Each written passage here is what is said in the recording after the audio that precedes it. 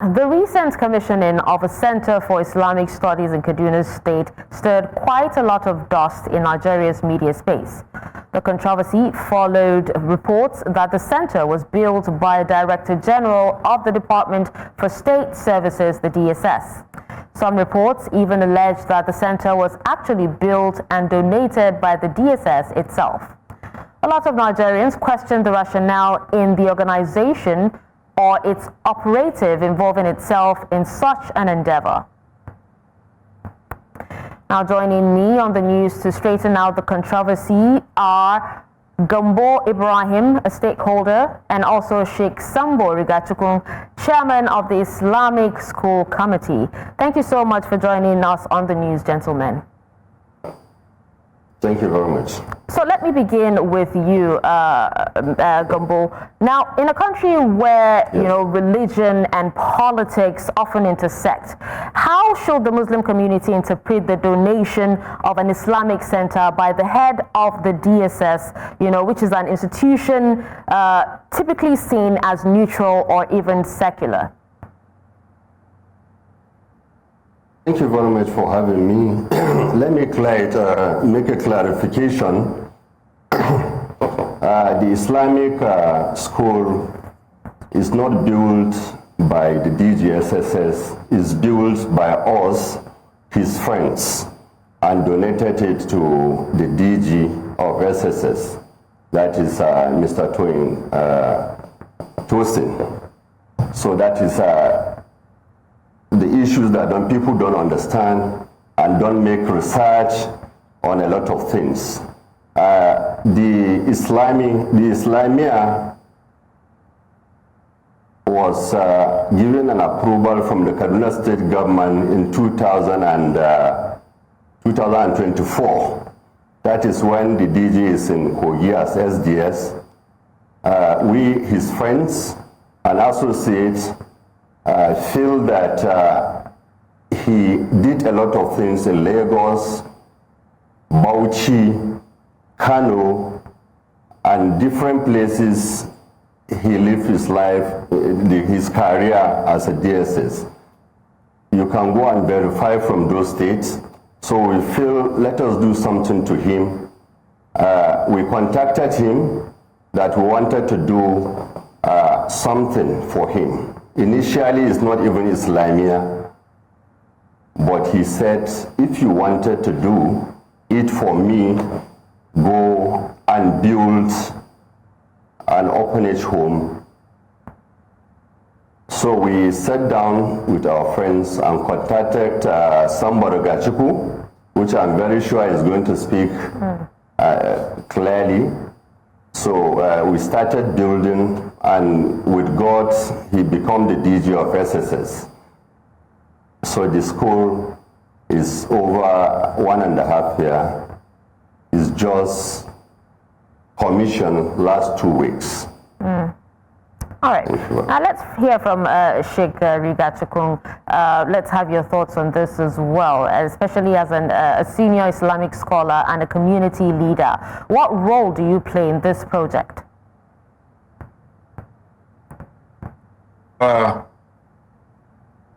Mr. Gambo Ajayi Tosin, I've known him since 2008 during his time in Kaduna State. I know he's a good man. He is the man of the people. Some his friends and the colleagues tried, they meet me and they need to help or to get some place for donated for the building schools and helping the people at the place. Then I tell them, this man is a good man, and we are together with him since that time, and always he want to help the children and educated the people. That is why I tell them we have the school, and I tell his friends we have the school, if you want to give some donation for this one, you can come to to help this school, because we have our children here. They need education. We need to put them in a good way. If the boys get the education, inshallah, for the future, they be a leaders in the country. That is why only what I know about this school. Okay, and let's come back to you, Mr. Ibrahim. Now, the DSS Director General described this initiative as part of a broader strategy to win hearts and minds in the fight against insurgency. Do you think that genuine Islamic outreach and security objectives can coexist? It's one of the most fantastic things that happened in our country, Nigeria. I'm a northerner. Go down to the north. The issues we're having is this issue of almajiri, less privileged orphans. Yeah, for example, today there is a huge celebration that the students vacated their old school to the new school. 50% of the students are orphans. This issue had it been is tackled for about, I think 20, 30 years back, we will not have such issue like Shekau and Co., those Boko Harams. As I'm talking to you now, these students will have Islamic knowledge, Western education, and in the school there is hand skill acquisition program. So I think this is the perfect work, and we thank President Ahmed Bola Tinubu for appointing such person that will even assist the government. I think this is the best thing that I will call all our elites in the country, those in public and private sector, to emulate same thing. Okay, so in your view, you're saying that it might be effective, you know, when religious infrastructure like Islamic centers can actually effectively combat radicalization and also promote peace in vulnerable communities like Mbushia. Yes, because let me tell you, and you can go and verify, last month there are about 800 youths that are into drugs. They repented. In same Mbushia, you can go and verify, and they are now incorporated in this school that the friends of DG built and donated to him. That is one. Secondly, it brings unity. Just last week, we commissioned this school. A Christian from the south built to the north. Yesterday, go and verify in the southern part of Kaduna, a Muslim brother emulate what they did. He donated 3 hectares of land. And I'm assuring you by next week, and go and verify from the current president, you see that is unity. It even brings unity. Now Muslims are buying land to build schools for Christians.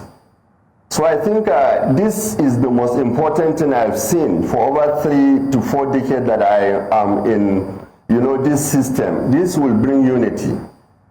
And I'm telling you, the issue of security, you know, is not something you come into the air and discuss.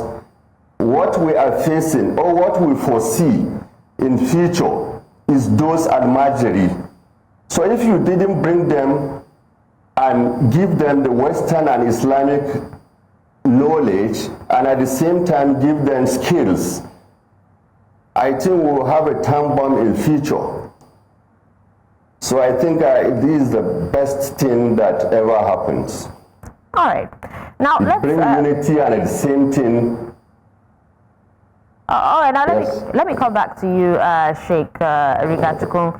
Now, as a guardian of Islamic values, how do you ensure that such philanthropic acts remain rooted in sincerity and not seen as political currency?